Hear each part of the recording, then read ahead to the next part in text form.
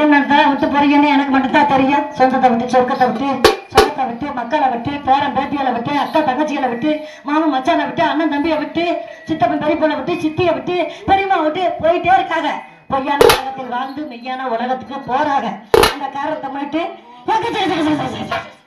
எக்கச்சக்கமான காசை ஏராளமா செலவு பண்ணி நம்மளை வேப்பங்கட்டை சேர்ந்த ராசப்பா தமிழ்கிட்ட கொடுத்து காலையில ஒரு செட்டு, நைட்டுக்கு ஒரு செட்டு, விடிய கிளம்புற ஒரு செட்டு வரும்னு நினைக்கிறேன்.